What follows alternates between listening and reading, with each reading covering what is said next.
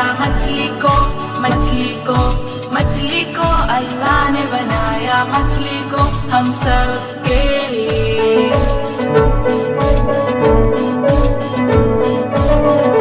किसने बनाया सूरज को, सूरज को, सूरज को अल्लाह ने बनाया सूरज को हम सब के लिए।